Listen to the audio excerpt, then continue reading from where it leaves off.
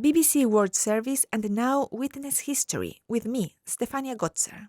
Today I'm taking you back to 1987 when the looting of an ancient pyramid in the north of Peru led to the discovery of the first royal tomb found intact in South America, the resting place of the Lord of Zipan.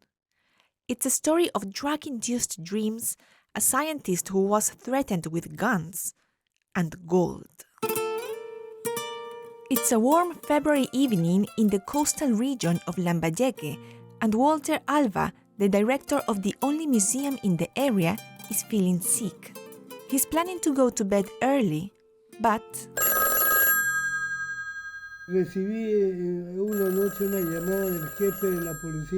I received a call from the sheriff, who told me there was an ancient site being looted and that they needed me there. I was having some respiratory issues, but the sheriff said, "You must come. When you see what we have here, the disease will go away."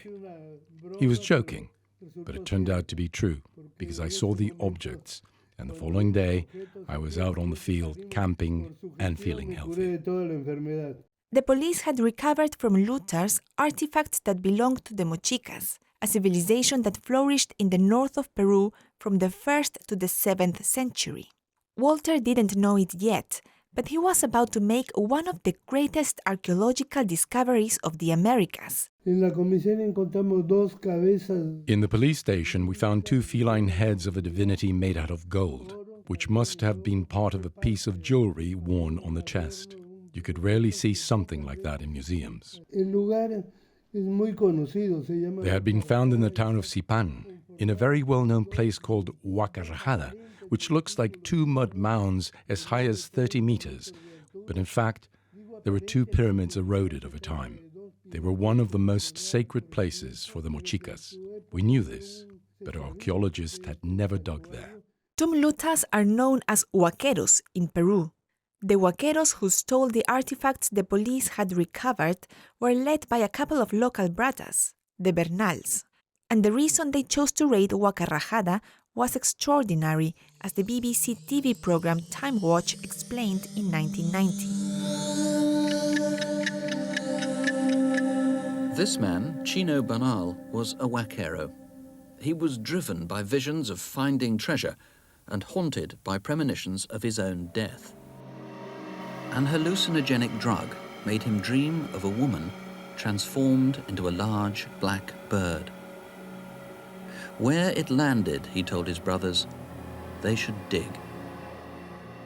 In his vision, the bird settled on the smallest of the 3 pyramids at Zipan.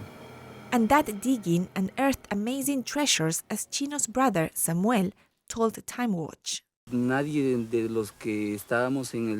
of us who were involved in this business had ever imagined to see so much gold.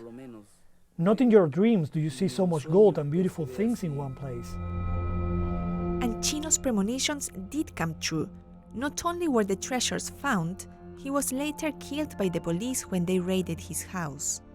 When local people heard about what the Bernal brothers had uncovered, they wanted to get their hands on some. Walter rushed to the site to prevent it.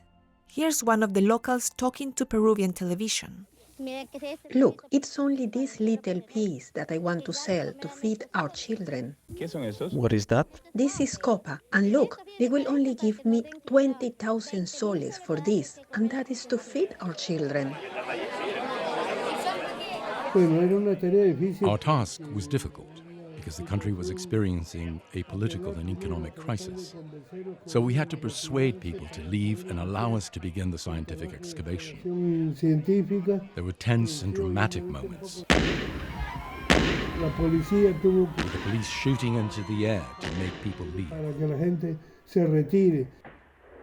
That night, the police sent officers to guard the site. They'd remain for months. At the beginning, it was a grim picture.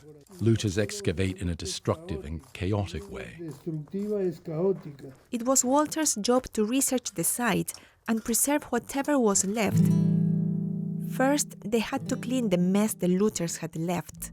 It wasn't until April, 2 months later, that the slow process of digging layer by layer with small tools such as trowels and brushes could begin. I never returned home during the excavation. I slept in a tent, and the only contact I had with my family was my wife, who'd come bringing the materials we needed to dig and food. I remember that my 2 youngest children had to visit me in the camp because it was impossible for me to leave having such a big responsibility. At the beginning, we were continuously harassed by grave raiders who would drive by and insult us. The police had to fire into the air to scare them away. But the dangers didn't come exclusively from outsiders. Walter was afraid people in his team would fall into what he calls tentaciones.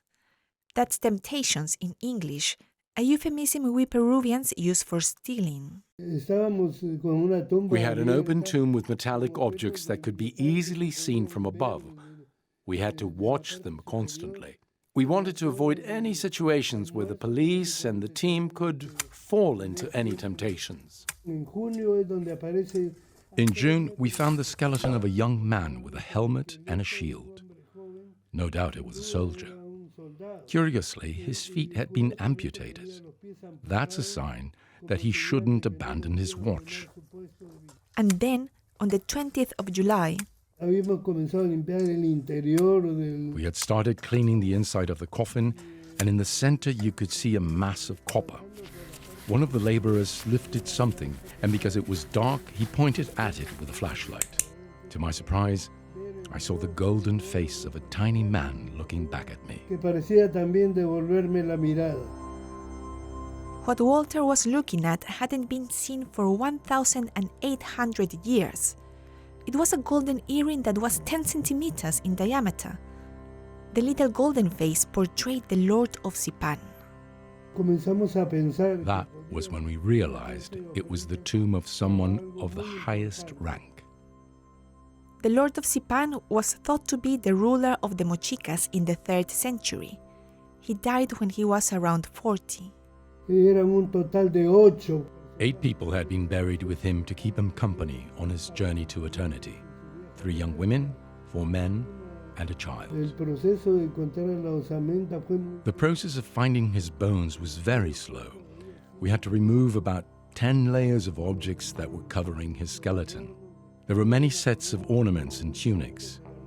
He had a big golden crown, which was the royal crown, but he also had a smaller one that was probably for daily use. He was buried with all the belongings that he used in different kinds of events when he was alive.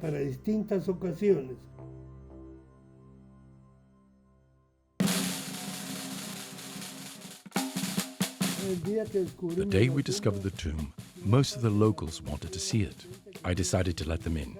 It was interesting because they began to understand that we weren't searching for gold to loot, but instead we were discovering the burial of a former ruler who was their own ancestor.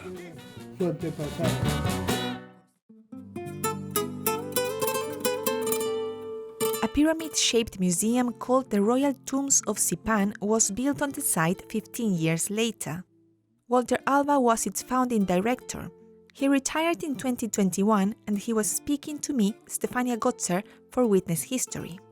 And you know what? I've been to that museum and it's amazing.